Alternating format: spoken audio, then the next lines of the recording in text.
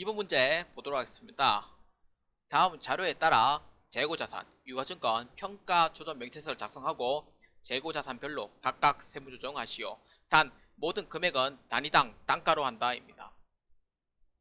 여기에 보시면은 이게 전부 다 단가 금액이에요. 단가 금액이고요. 이게 수량 금액입니다. 그 다음에 밑에 어떻게 있는 신고했는 방법 이거를 다 적혀 있어요. 그래서 이거는 하나라도 이제 빠지면 안 되는 부분이고요. 확실하게 잘 보시고 이제 여기에 한번 입력을 해 보도록 하겠습니다. 자, 이 문제는 이제 재고 자산 또는 이제 유가 증거인데 이제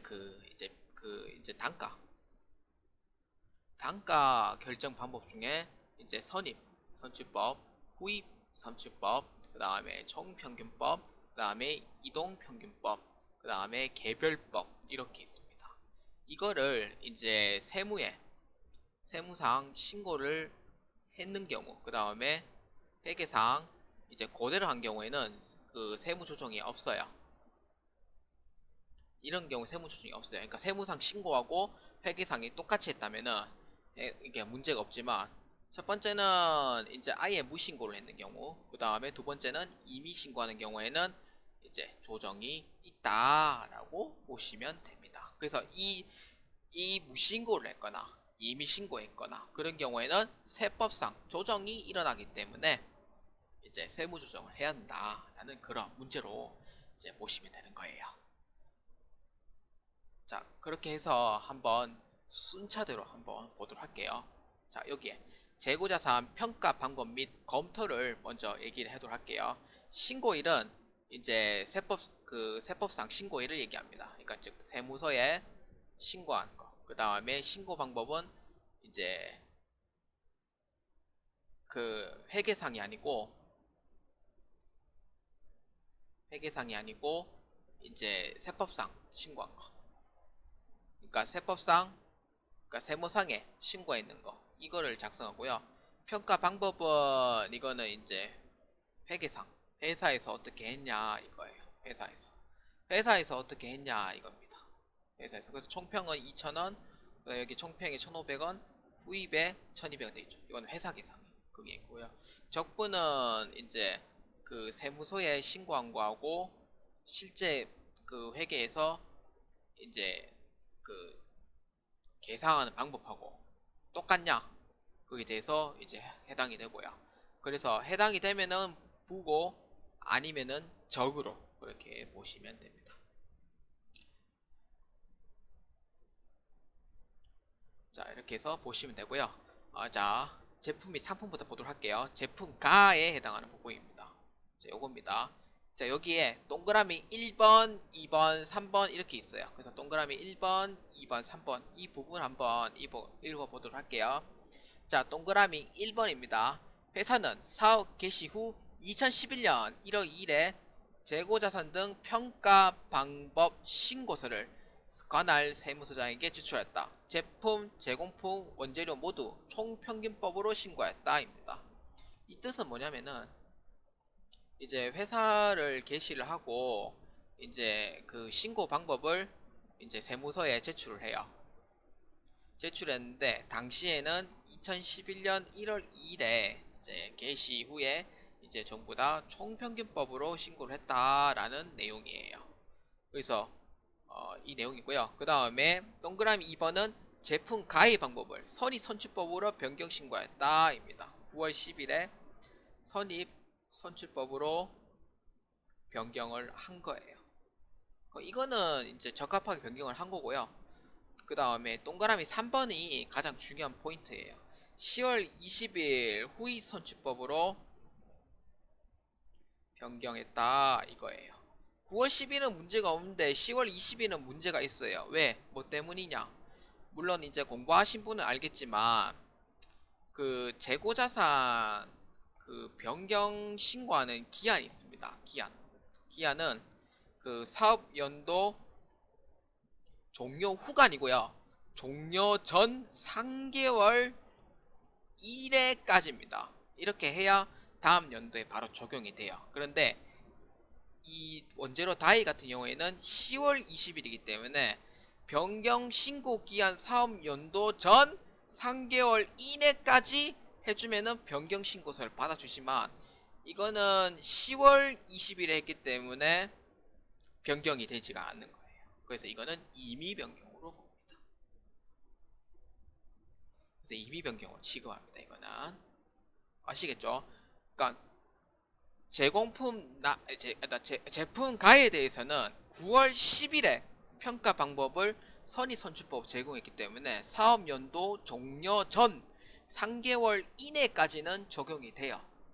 그리고 3번 같은 경우에는 동그라미 3번입니다. 원재료 다에 대한 내용은 10월 20일에 변경 신고를 했기 때문에 사업연도 종료 전 3개월이 훨씬 지난 거예요. 그래서 이거는 올해 2019년에 변경 신고가 안 됩니다. 그래서 이거는 임의 변경을 해서 보셔야 됩니다. 그래서 이게 첫 번째 주의사항입니다. 자, 신고일. 제품은 2019년 9월 10일 나옵니다. 신고 방법. 선의선출법. 평가 방법. 총평균법. 이건 당연히 부죠. 그 다음에 제공품. 이거는 따로 언급이 없어요. 그래서 2011년 1월 2일로 합니다. 총평. 이거는 이제 부로 해줘야 되죠. 그 다음에 원재료는 아까 얘기했듯이 사업 연도 종료 전 3개월이기 때문에 이거는 이미 기한이 지났어요. 그렇기 때문에 이거는 2011년 1월 2일로 보고요. 해당 연도에 적용이 안 됩니다. 이거는. 그래서 신고 방법은 총평균법으로 하고요. 평가 방법은 후의 선출법으로 한 겁니다. 그래서 이거는 해당 사항이 안 돼요. 이렇게 해서 작성을 하시면 됩니다. 자, 이거는 이것도 임의 변경이고요. 이것도 임의 변경에 해당이 됩니다. 임의 이제 재고 자산을 무신고하는 경우에는 무조건 선의선출법만 사용해요. 세법상 적용하는 거예요. 세법상 무신고는 무조건 선의선출법만 적용합니다. 두 번째는 임의 변경인 경우에는 둘 중에 하나 큰 걸로 합니다. 첫 번째는 당초 신고하는 방법. 그러니까 이거 같은 경우에는 당초 신고가 총평균법으로 적용했죠. 또 두 번째는 이제 선입 선출법 중에서 이제 큰 금액으로 해서 세무 조정을 이제 하시면 되는 이제 그런 문제가 되겠습니다.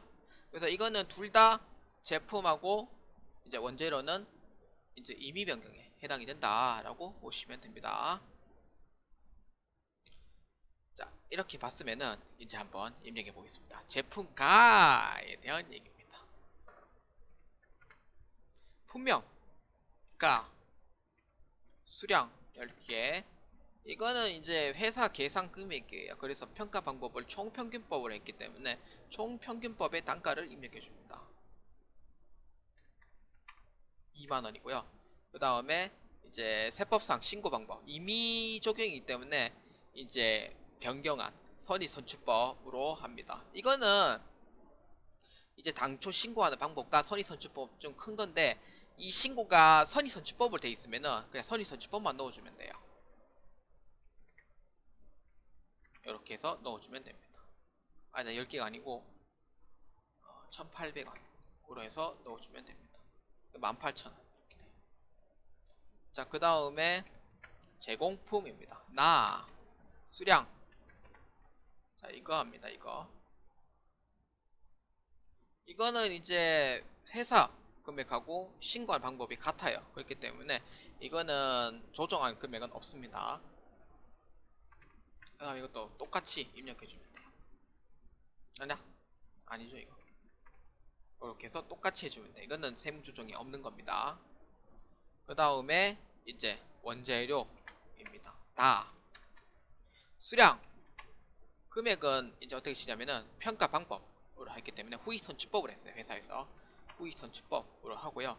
그 다음에 이거는 임의 변경이기 때문에 당초 신고한 방법. 그래서 이제 총평균법으로 하고요.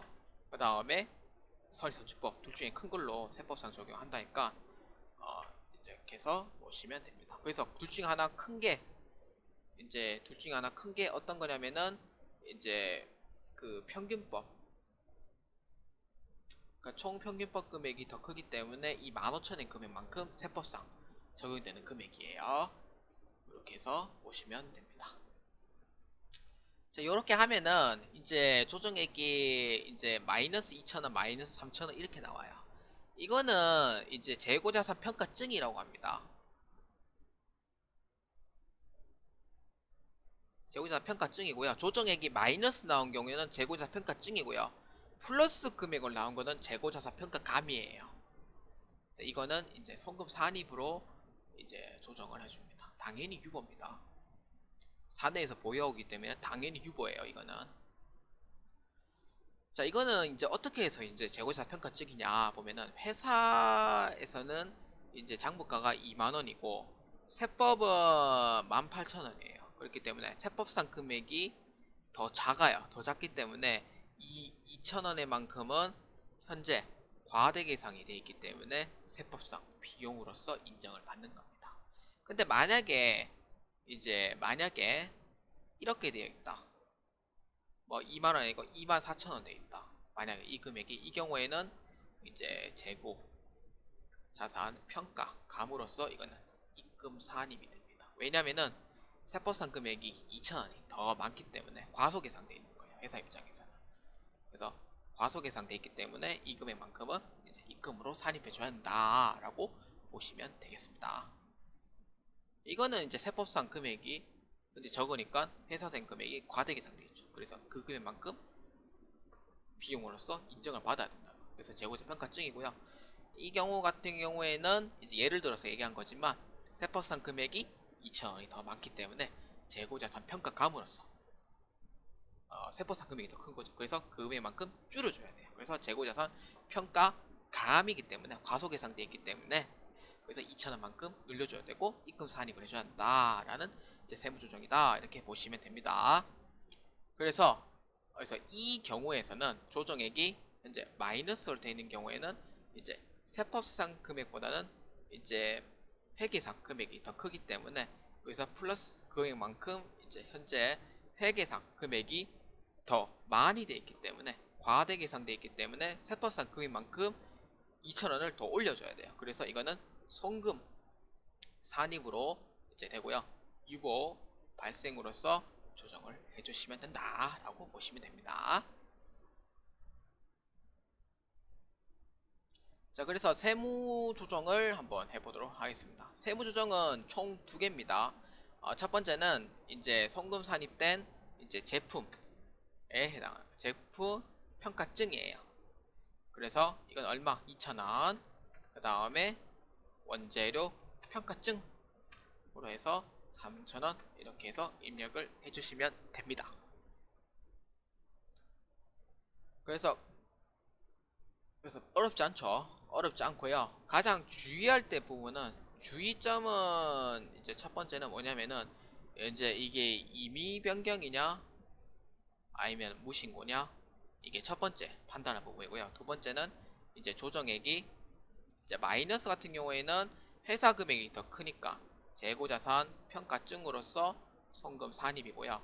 그 다음에 플러스 금액이 나왔다. 그러면은 재고자산 평가감이라고 왜냐면 회사 금액이 더 작으니까 그 세법상 금액이 더 크게 되죠. 그래서 과소계상되어 있죠. 그래서 이거는 송금 불산입으로 해서 이제 조정을 해주면 된다. 이렇게 해서 보시면 되겠습니다.